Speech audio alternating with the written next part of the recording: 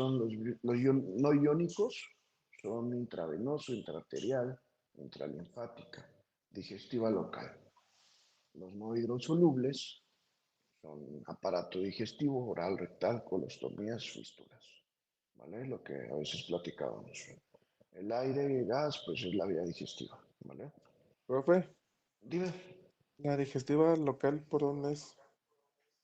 la, la digestiva local, literalmente hablamos del aparato digestivo en total. Oh, muy Sí. bien, profe.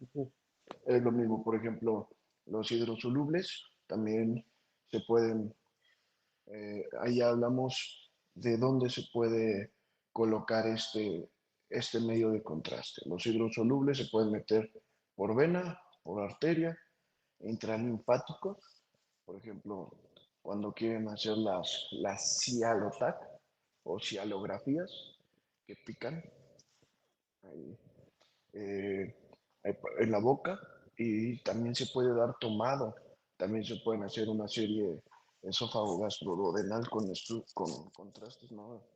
Con contrastes hidrosolubles, pero también se puede hacer con bario, que es un contraste no hidrosoluble, ¿vale? Puede ser mucho no hidrosoluble, quiere decir que no se va a absorber por el cuerpo, no se va a metabolizar en el organismo. Entonces, literalmente se da en el aparato digestivo, entra y se defeca, ¿vale? El hidrosoluble se va a absorber por el cuerpo, se va a metabolizar, se va a eliminar hepáticamente y por medio de riñones, va a salir por orina, ¿vale? Vamos a ver, el rectal, por ejemplo, vamos a hablar varitados y yodados en enema, o sea, se pueden usar ambos. Intravascular, yodados, gadolinio, ecopotenciadores. Intravenoso jamás vamos a poder meter bario, ¿vale? Porque es no hidrosoluble. Metemos bario y matamos al paciente. El oral se puede usar contrastes varitados y yodados. El vaginal regularmente son yodados nada más. Y a veces, como les platicaba en la resonancia, también se pone gel de ultrasonido, ¿vale? Pero para poder diferenciar mejor las estructuras. Percutánea, pues son los yodados, y de forma vesical, también yodados, que vendrían siendo eh, las histosurografías, las uretrografías, las urografías, todo ese tipo de estudios especiales. Bien, aquí platicábamos de la excreción renal, cómo se eliminan los hidrosolubles por los riñones, ¿vale? Son excretados por filtración glomerular. El 50% de los medios de contraste son eliminados a las 2 o 3 horas de su administración. Va a depender del paciente, ¿vale? Le pueden durar hasta 24 horas también, ¿vale? Eh, en personas con una filtración glomerular del 50% puede quedar cantidades significativas del medio de contraste por periodos muy largos. Los que tienen ahí fallas renales un poquitín pueden tardar mucho tiempo en eliminarlos, ¿vale? Hasta 6 días después todavía puede haber medio de contraste. Bien, la eliminación de los hidrosolubles de manera gastrointestinal, ¿vale? Cuando les dan el famoso, los TACs con contraste oral, les puede producir a los pacientes un poco de diarrea. El intestino va a absorber un poco, pero mucho de ese contraste se va a eliminar defecando. Entonces a veces a los pacientes les produce diarrea, mucha diarrea. Vamos con los medios de contraste yodados, iónicos.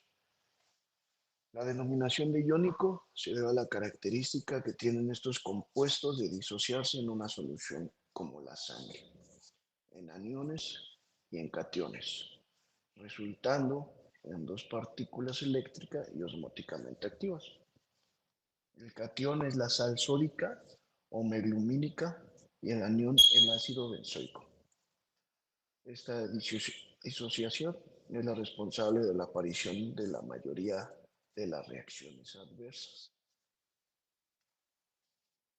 Los medios de contraste iónicos fueron los primeros y los únicos empleados en la práctica clínica durante mucho tiempo, ¿vale? Hasta que empezaron a aparecer los no iónicos, ¿no? Que tienen menos moléculas, eh, con menor osmolaridad y menor número de reacciones adversas. Las propiedades físico-químicas y la estructura molecular determinan las características de este grupo y que lo diferencian de los agentes iónicos. Son una osmolaridad elevada en relación con el plasma, condiciona un mayor número de reacciones adversas, mayor capacidad anticoagulante, efecto antiplaquetario más acentuado, capacidad antiarrítmica superior por la presencia de sodio en la molécula.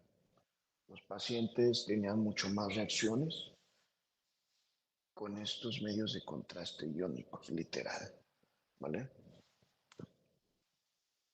En la práctica clínica, la principal característica físico-química es la osmolaridad, por lo que la clasificación más utilizada de los medios de contraste está en función de esta propiedad, ¿vale? Hiperosmolares, isosmolares e hipoosmolares, ¿vale? Bien, hiperosmolares pueden ser las sales de sodio, las sales de meglumina, que son como los iónicos, ¿vale? Y hipoosmolares son ixoglato de sodio. Siguen un modelo de distribución bicompartimental, compartiendo central, sangre y órganos profundidos, riñones, el hígado y pulmones, en el que la distribución del medicamento es instantánea, con un pico de concentración plasmática máximo a los 120 segundos desde la inyección, y un compartimento periférico, músculo, tejido adiposo, hueso, ¿vale? En el que la difusión es bastante más lenta. Transcurriendo un tiempo, se establece entre ambos compartimentos una fase de equilibrio que alcanza aproximadamente a los 120 segundos de la inyección inicial del contraste. En la actualidad su uso se ha visto relegado a pesar de su menor coste y un amplio rango de seguridad, ¿vale? Debido a la aparición de nuevas moléculas con menor osmolaridad. Sus principales aplicaciones son o eran, porque ya casi no se usan, los estudios radiológicos con contraste intracavitario, como la cistografía o la histerosalpingografía, el contraste oral para opacificar las asas intestinales, diagnóstico vascular cardiológico. Eh, Actualmente hay muchos lugares que llegan a tener medios de contraste orales yodados, iónicos, que son más baratos, literalmente, y pues cuando llegan a ser más efectos es en la administración de vía intravenosa. Pero cuando los dan por medio de vía oral, pues el iónico y no iónico les va a dar diarrea a los pacientes. Entonces, pues ahí sí se ahorran una lanita. Vamos con los yodados no iónicos.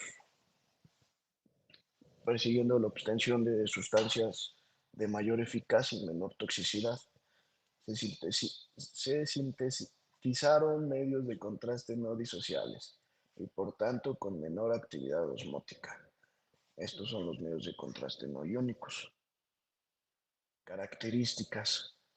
Son contrastes extracelulares, son muy solubles en agua y bajo unión a proteínas plasmáticas. Aseguran una mejor difusión al espacio vascular e intersticial de forma rápida. Vida media de distribución de 3 a 10 minutos. Eliminación por excreción renal. Son los que se usan de forma muy generalizada hoy en día. Bien. vamos con hiposmolares, enalopramida, elopamidol, isosmolar, lotronan. Aquí tenemos algunos ejemplos.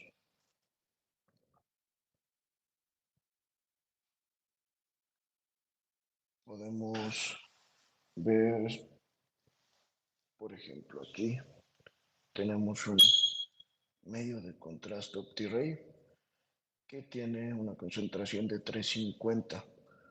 Ahora llegan a ser se llegan a separar entre las concentraciones porque entre mejor concentración llega a salir mejor los estudios contrastados. Llega a ser más brillosa la imagen, por así decirlo. Se ve más profundidad la arteria, la vena, lo que queramos observar con concentraciones más. Hay otros medios de contraste, como este Conray, que es iónico, que es el que les decía. Este lo compran para contrastes orales. O a veces, muy a veces lo llegan a meter en estudios especiales de rayos X, como la cistografía, ¿vale? O la uretrocistografía. El opamiro, que es el opamidol, su concentración es de 300 y también se puede manejar en 350, 370, 400. ¿Vale? Bien, aquí nos especifica bien que es un medio de contraste no iónico. ¿Vale? Y por ejemplo el OptiRay. Aquí vemos una gran diferencia. Mira, podemos ver, es de 350 OptiRay y aquí de 320. Ambos se utilizan para esto en uno de tomografía, se utilizan en tomografía. A veces lo ponen en estudios solo contrastados, ¿no? La verdad que no se ocupa ver también una arteria o que esté muy, muy bien perfundida. Y a una concentración mayor utilizamos el de 350. La vía de administración de los medios de contraste iodados. Se pueden administrar por infusión, que es una administración lenta, similar literalmente a goteo, ¿no? Como se le dice. Hoy en día muy restringido. En medio de contraste casi nunca vamos a administrarlo al cuerpo de manera de infusión. Nada más se comenta para que veamos esas diferencias. La manera de inyección manual, que es mediante una jeringa de entre 50 y 100 mililitros, y se va pasando literalmente con nuestra mano, ¿no? Con la fuerza. El ponerle alguna velocidad o algún caudal es muy, muy vago porque pues cada quien tiene diferente fuerza y también tiene mucho que ver cómo se ha canalizado. Entonces ahí nos da un ejemplo de se utiliza en la urografía intravenosa, ¿no? Preparábamos nuestras jeringas de contraste, pasábamos el contraste y a tomar las primeras placas. Y de manera de bolo, ¿no?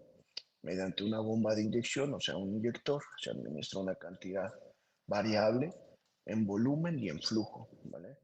Se recomiendan flujos de 3 para mantener de 3 mililitros por segundo para mantener un bolo compacto, o sea, que vaya todo junto y estudiar distintas fases vasculares. Después de administrado es útil inyectar suero para aprovechar todo el volumen administrado y evitar que el contraste quede en las conexiones. Entonces ahí para que no exista desperdicio de contraste.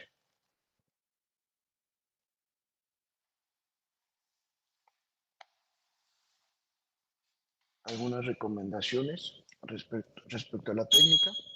La inyección no debe de practicarse con aguja o las famosas mariposas, que es la palomilla, ¿no? Sino con cánulas o catéteres, porque son más fiables, no se obstruyen, se mueven menos, producen menos roturas venosas y proporcionan vía segura en caso de urgencia, ¿vale? Algún paciente que nos llegue a caer con alguna reacción, ya lo tenemos canalizado y es mucho más fácil pasarle medicamentos, ¿vale? Como norma general, la vía de contraste no debe utilizarse para administrar otros fármacos, a excepción si te llega a caer con alguna reacción, ¿vale? La zona de venopunción más frecuente en las exploraciones de tomografía son las venas basílica y cefálica en el antebrazo, ¿vale? Las venas medianas de la articulación del codo, la vena cefálica accesoria y excepcionalmente las venas del dorso de la mano. Si el paciente es portador de un catéter venoso central, se debe comprobar la permeabilidad y valorar si el calibre de esta vía es suficiente para el flujo requerido. Al acabar la administración por esta vía, se debe heparinizar, ¿vale? Para que no se vaya a tapar, porque a veces se pasa tan fuerte el medio de contraste que llegan ahí a producir efectos en las venitas. ¿Hasta aquí alguna duda? No, profe, todo bien. Vamos bien. Dígame.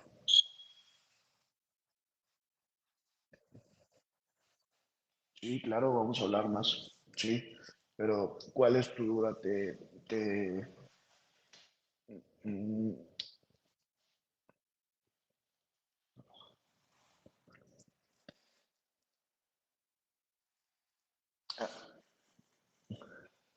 mira, el, el inyector te hace una administración del contraste en bolo. En bolo es como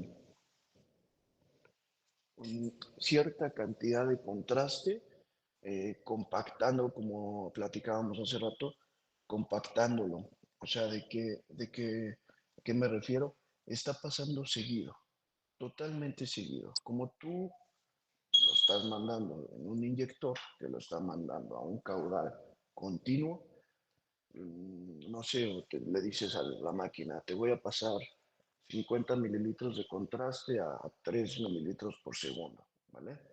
Entonces, y nos dice, ok, yo para poderte pasar estos 50 mililitros, me tardo, un ejemplo, 15 segundos. Entonces, estás hablando que 50 mililitros van a ir juntos, inyectándose al paciente. No es como cuando lo estamos pasando con la mano, que no tenemos un flujo constante y que no se inyecte 5 mililitros a una velocidad constante, pero ya me cansé, entonces ya no va a ser la misma velocidad que inyecte lo demás y la sangre sigue transitando. ¿Me explico más o menos?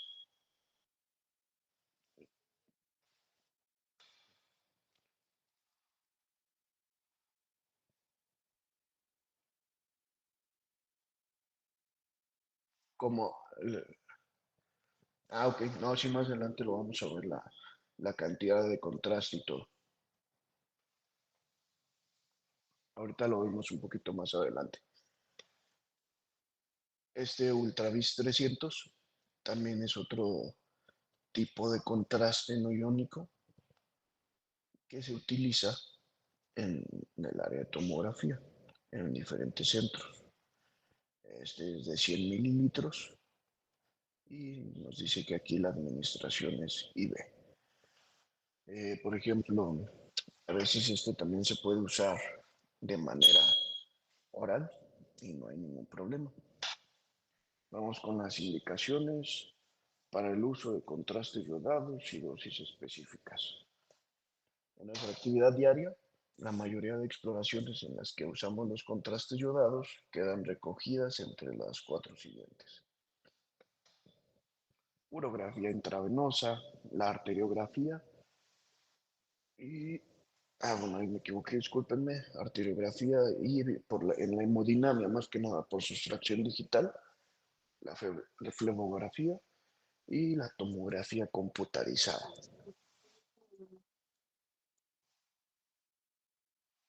Aquí tenemos algunos ejemplos de un par de imágenes donde, por ejemplo, esta es una fase de eliminación, es contraste iodado que ya está siendo eliminado por medio de los ureteros hacia la vejiga, ¿vale?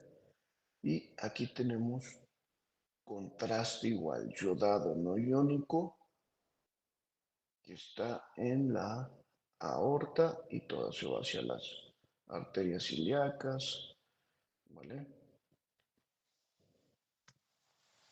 Vamos a ver la dosis. Cuando se administra vía intravenosa en tomografía, se hace un cálculo más o menos de 1 mililitro por cada kilogramo que pesa el paciente. Van a encontrar que es, hay literaturas que dicen que hasta 1,5 mililitros, o hay algunas que dicen que hasta 2 mililitros por cada kilo. La verdad es que 1 mililitro por cada kilo es más que suficiente para poder sacar cualquier tipo de estudio. Ahí ponemos algunos ejemplos, 85 kilogramos pesa el paciente, 85 mililitros de contraste.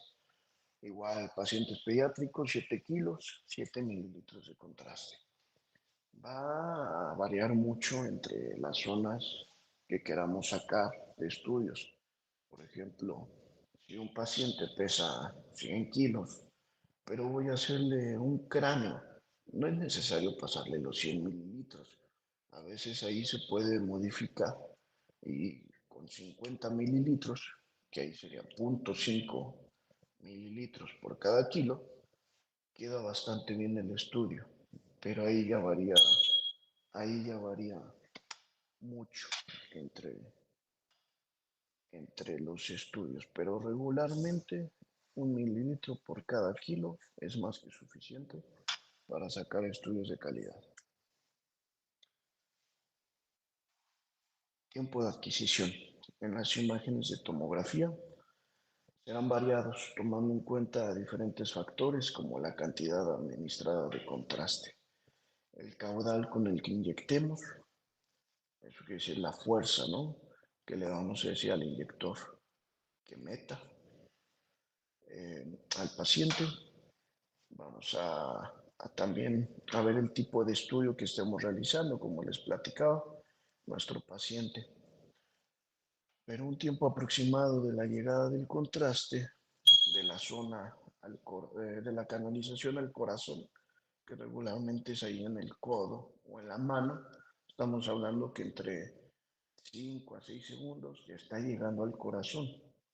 Y de ahí comenzamos a tomar en cuenta los factores técnicos. Si mi contraste ya sé que empezó a llegar la primera parte a los 5 segundos, yo no puedo empezar la adquisición porque si no le voy a ganar totalmente a mi equipo, ¿no? Tengo que ver valores técnicos, tengo que ver factores patológicos para poder dejar pasar la gran mayoría del contraste, pero que tampoco se me vaya a lavar, ¿no? Entonces, y poder realizar ahí una buena adquisición. Más adelante vamos a ver ahí un ejemplo. Uso de medios de contraste. La selección y preparación de pacientes previa a la exposición al contraste. Evaluación. Evaluar siempre el riesgo-beneficio de las alteraciones diagnósticas potenciales, ¿vale? Hay que hacer siempre el consentimiento informado. Esto es bien importante. Siempre los pacientes tienen que tener un consentimiento informado. Se van a encontrar con pacientes que la gran mayoría llegan a mentir, o más que mientan, luego no se acuerdan. Hace años, a lo mejor, hoy llega un paciente para hacerse un estudio de tórax contrastado y hace 20 años que utilizaban otros tipos de contraste como los iónicos, que hacían más reacciones, el paciente sí se va a acordar y va a decir, no, ¿qué crees? Que hace 20 años me hicieron el estudio y sí me dio reacción. que el consentimiento, ahí no lo va a escribir y todo, y ya si el médico tratante sigue solicitando el estudio, pues se sigue adelante con los valores y ahí se les llama premedicar, ¿no? Pero ahorita lo vamos a ver más adelante. En el proceso previo es necesario informar de los eventos adversos potenciales y evaluar los factores de riesgo. El análisis rutinario de la creatinina es necesario en todos los pacientes. Eh, este estudio de la creatinina, eh, la recomendación casi en todos los centros son que no pase de un mes. Haberse hecho la última creatinina. ¿Qué quiere decir? Que los riñones se están eliminando de manera adecuada porque el contraste es necesario para el estudio, pero no para el organismo. Entonces tenemos que estar totalmente seguros que, que va a salir del cuerpo, ¿vale? Bien, las generalidades de las reacciones adversas. Lo que inicialmente parece una reacción leve puede convertirse en una reacción grave. Es importante. Cuando se administra un medio de contraste intravenoso, el paciente debe permanecer en un entorno médico al menos 30 minutitos para estar ahí vigilándolo, que no se vaya a, a poner mal. No todos los síntomas que experimenta el paciente tras la administración de contraste son reacciones adversas, porque a veces los mismos pacientes empiezan a, a meter en una idea que les das las reacciones que puedes sentir durante el estudio y se empiezan a imaginar cosas. Y uy, sí, siento que se me está cerrando el ojo o siento que me está ardiendo la punta del pie. Entonces hay que saber bien cuáles sí son reacciones y cuáles no y estar totalmente atentos. La ansiedad puede hacer que experimente síntomas, el efecto Lali, pero lo que les decía. Y pues el personal médico y técnico debe recibir formación en manejo de reacciones agudas y reanimación. Equipo de paradas y fármacos de primera línea deben estar disponibles dentro de la sala de prueba. Pedir ayuda, urgencias, cuando ocurra una reacción aguda, lista de comprobación. Piel, eritema, urticaria, náuseas, vómito, descenso de la presión arterial, del ritmo cardíaco anormal, disnea, posible broncoespasmo, ¿vale? ¿Hasta aquí alguna duda? No, profe. ¿Todo bien? Perfecto. También al momento Profesor, de... Dígame. profe, una pregunta. ¿Esos efectos también son como los que llaman psicosomáticos Los cuando efectos. no son reales? Sí, exacto. Es que el deber ser tiene que ser, cuando nosotros informamos al paciente, le tenemos que hacer ver, porque el medio de contraste te realiza una lista de síntomas o sensaciones mientras se está administrando. Los más comunes son el calor en todo el cuerpo, el- una sensación como si se fueran a orinar o una sensación como Ajá. si fueran a defecarse. Un sabor Eso puede extraño en ser la por la boca. rapidez, puede Exacto. producirse por la rapidez en que se administra o es Sí. normal. No, eso es por la rapidez en la que se administra el medio de contraste, por la fuerza. Ah, ok. Entonces, Gracias. también sienten un extraño sabor en la boca. A veces se siente como metálico y Sí. muchos pacientes les llega a dar náuseas este metal, porque como vienen en ayunas y todo, luego sienten el sabor raro y les da náuseas. Es bien importante que les hagamos mención de estos síntomas porque estos sí son normales. ¿Por qué? Porque al momento que los estén sintiendo va a ser nuestra adquisición de la fase contrastada. Entonces a veces no les decimos y me ha tocado ver que, que el paciente sin saber nada ya le están haciendo la fase contrastada y obviamente se espanta y se empieza a mover y pues el estudio ya no quedó bien. Entonces, estos síntomas sí son importantes, o sensaciones más que síntomas, pero también en el cuestionario o consentimiento informado viene escrito las reacciones que pueden llegar a tener, que eso sí son reacciones alérgicas, como lo que decíamos que era la comezón, la urticaria, reacciones más fuertes como el vómito, náuseas, pero más intensas. Eh, Tratar de diferenciar entre, por ejemplo, las náuseas que provoca la inyección del contraste. Sé que eso es normal por el contraste, pero si ya veo que mi paciente sí está vomitando, eso ya es una reacción alérgica.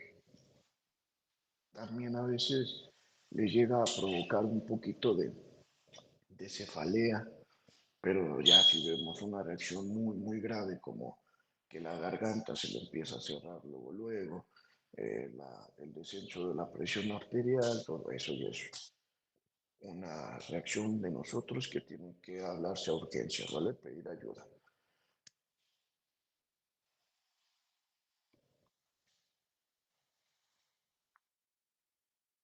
Exacto. Sí, calor, exactamente.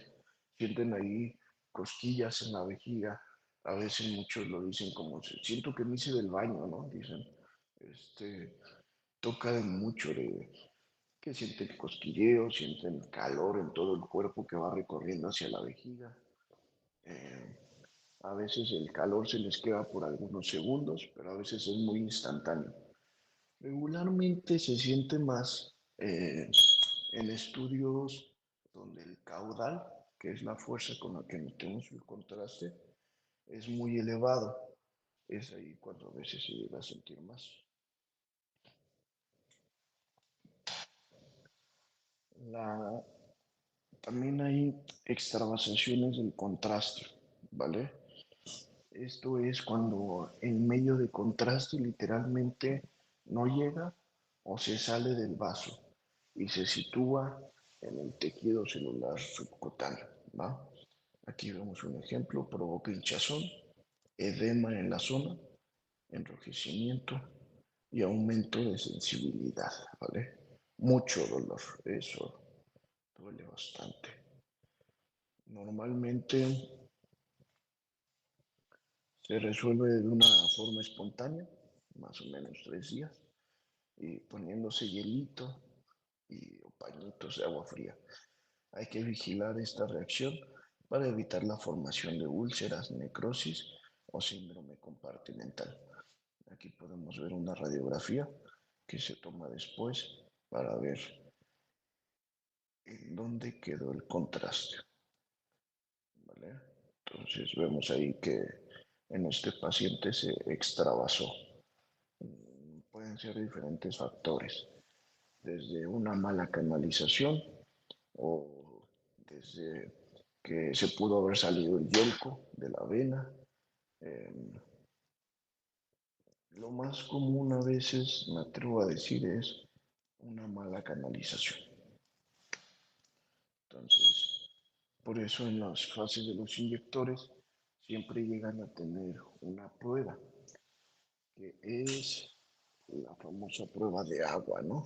Es solución salina. Se pasa una cantidad a veces un poquito más rápida que la de contraste o se pasa a la misma velocidad.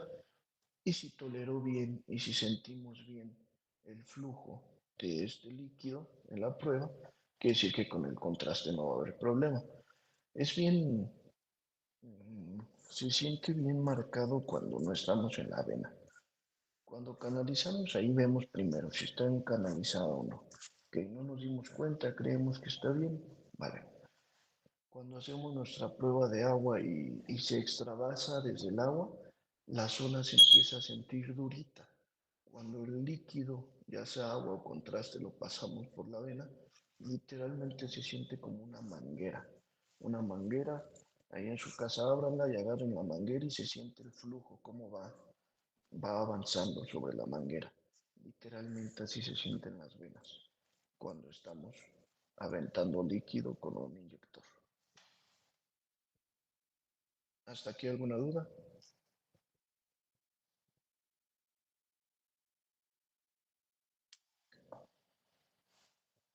No, profe, no entiendo bien. Perfectísimo. Bien, aquí vemos de cómo detectar la extravasación. El dolor quemante o pulsante, porque no sé si algunos de ustedes alguna vez que les hayan puesto medicamento intravenoso, al enfermero o compañero no les haya dado en la vena y pocos mililitros, a mí me ha pasado, y son medicamentos, no sé, de 5 mililitros, 10, y me llegan a pasar 1 mililitro o 2 que no se me fue a la vena y pues duele muchísimo. La eritema, dolor a la palpación, falta de retorno venoso, también eso es bien importante. Si no regresa la sangre, hay que corroborar bien si estamos dentro de la vena. De 10 pacientes, me atrevo a decir que 8, si dejamos de presionar el brazo, se va a regresar la sangre por el catéter. Eso es muy importante. La resistencia al inyectar un fluido complejo de la solución. La resistencia, a veces también hay centros que hacen una prueba de canalización antes de conectar el inyector a través de una jeringa con agua igual, con agua inyectable, prueban eh, y no, la jeringa no les maneja resistencia. Cuando estamos en vena, literalmente lo que inyectemos se va a ir directo, como cualquier manguera.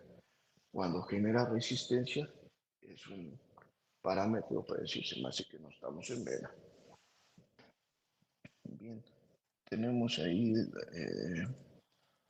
también alguna ampolla, la induración, la pérdida de color y temperatura, ulceración, flebitis, parestesia y la infección, ¿vale? ¿Cómo detectamos todo eso? Muy bien. Como medidas generales, elevación de la extremidad afectada por encima del nivel del corazón para disminuir la presión sobre esta. La aplicación local de calor para vasodilatar y promover la absorción de líquido frío para vasoconstringir y limitar la inflamación. También por eso es bien importante lo de los medios de contraste hidrosolubles. Ya si se nos extravasó o algo, esperar a que el mismo líquido que es hidrosoluble se empiece a absorber por el metabolismo. La valoración de cirugía, en caso, a veces es por necrosis. Bueno, es importante el registro tanto de la producción de este evento como el tratamiento instaurado. Todos los centros, cada vez que hay alguna reacción, tienen que llevar una bitácora y se tiene que reportar en estos, que no sé si han oído de los eventos Centinela y ese tipo de cosas, cuasi falla, y llevan un registro, porque a veces el paciente, el cuerpo del paciente, si fue el que generó la reacción, o sea, el paciente es alérgico a esa solución, pero eh, hay ocasiones en las que los lotes, porque se venden por lotes todo ese tipo de medios de contraste, eh, llegan a estar defectuosos y todo el lote llegan a estar provocando reacciones, que llega a suceder mucho. En la actualidad, más que los pacientes sean alérgicos, llegan a ser por defecto de los lotes. Como los centros de trabajo compran por cantidades grandes, pues la mayoría les venden por lotes. Entonces empiezan a notar, miren, este paciente sí le dio reacción alérgica y le dio comezón. Miren, este también le volvió a dar. Miren, este llegan a pasar 2 o 3 veces a la semana. Entonces ahí dices, caray, a ver, vamos a revisar el lote. Y a veces sí llegan a detectar ese tipo de factores.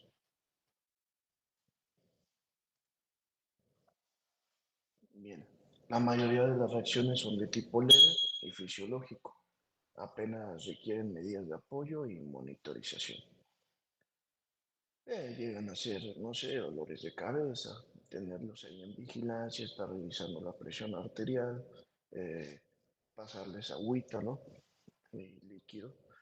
Eh, También, no sé, comezón o algo, también a veces les ponen medicamentos, pero es raro que nosotros estemos solos para poder administrar medicamentos. Siempre que haya una reacción, tenemos que informar al médico radiólogo para que él ya tome la decisión de qué es lo que se le va a inyectar, ¿vale? A veces es avapena, algún hidrocortisona y cosas de ese estilo, pero el médico radiólogo es el que decide, ¿va? En caso de alguna reacción, es por eso que a veces hay centros o lugares de trabajo que les llegan a preguntar, oye, estudios contrastados, si no está el médico radiólogo no se puede hacer y a veces pasa eso. Las reacciones potencialmente graves pueden producirse en los primeros 15 minutos tras la administración de contraste. Es indispensable una correcta formación de todo el personal implicado en el proceso, el uso del contraste que permita una identificación precoz de los síntomas para poder instaurar un tratamiento eficaz y temprano, ¿va? Tenemos ahí algunos ejemplos de reacciones, por ejemplo, ese aumento de volumen en la cara.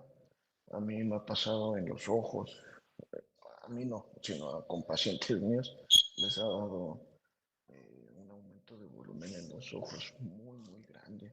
Literalmente se les hacen como bolas de tenis en los ojos, así como se le ve la boca, pero en los ojos. Comezón en el cuerpo también, les empiezan a salir ronchas, literal, como si tuviera picado el mosco. Te empiezan a salir ronchas y mucha comezón.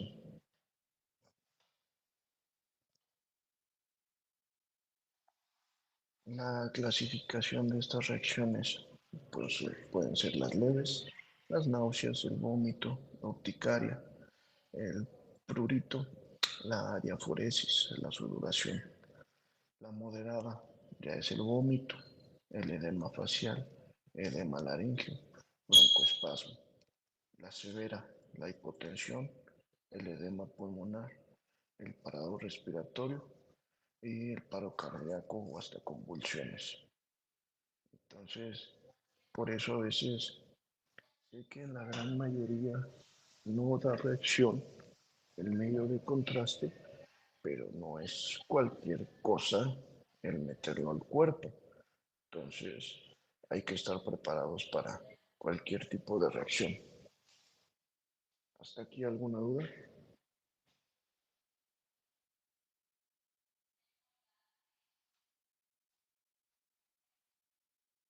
Perfecto. Todo bien, profe. No, todo bien, profe. Excelente. Bien, pacientes con riesgo de reacción adversa, los factores de riesgo para una reacción aguda grave por contrastes yodados. Tener en cuenta reacciones previas a medios de contraste, los que platicaba, eh, la historia de alergias y reacciones alérgicas. Esto es importante.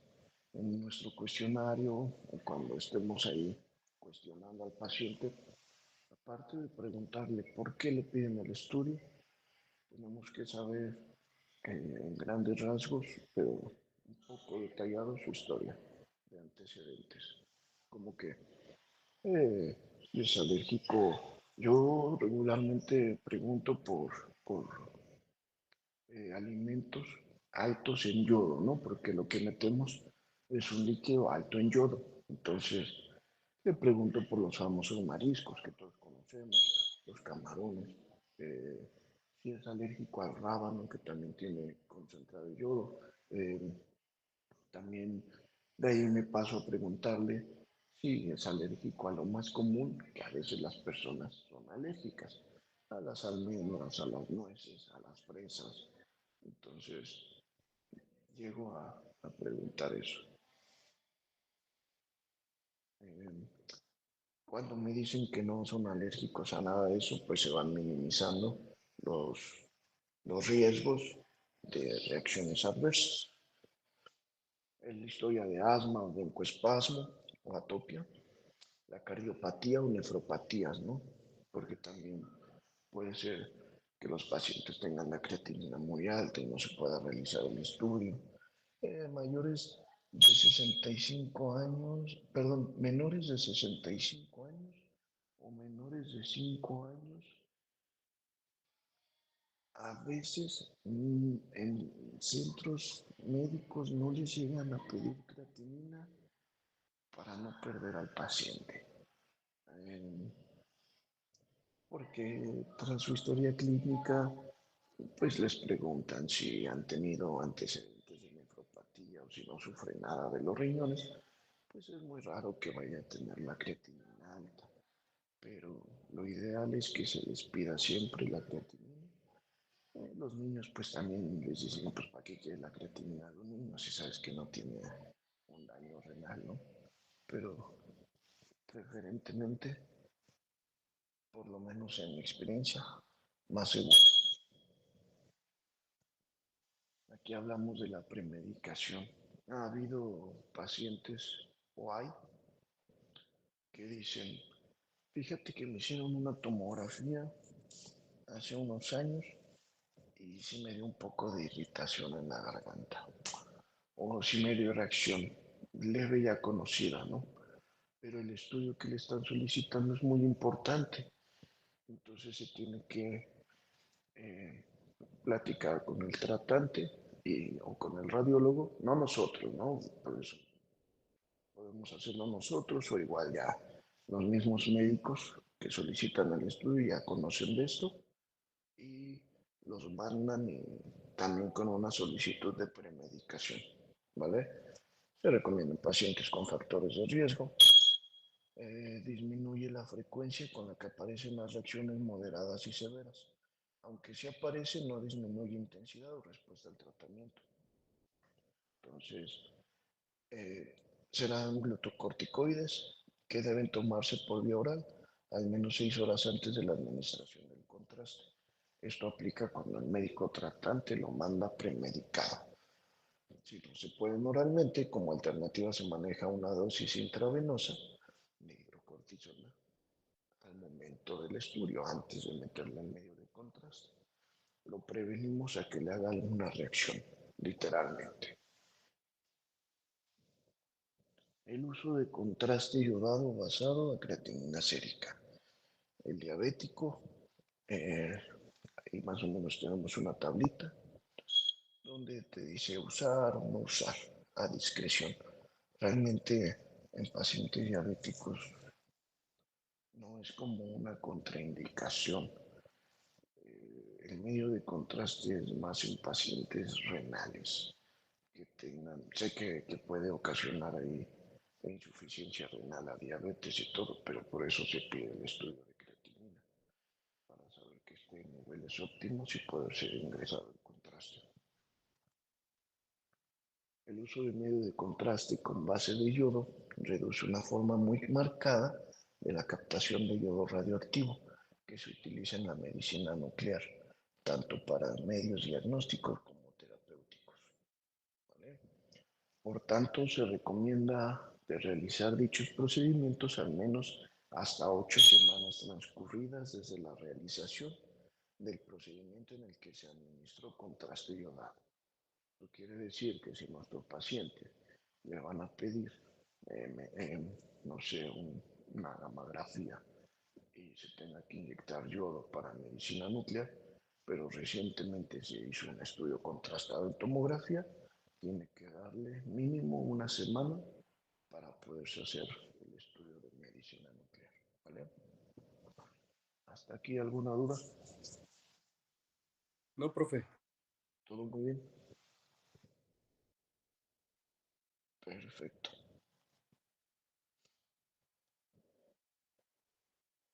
Ok. Pues vamos a dar un pequeño receso para poder tomar un poquito de agua y ahorita los veo, ¿le parece bien? Unos 25 minutos. ¿De cuánto, profe? Unos 25 minutos. Ok. Vale, nos vemos aquí 12:50, ¿les parece? Sí, está bien. Muy bien. Ahorita los veo.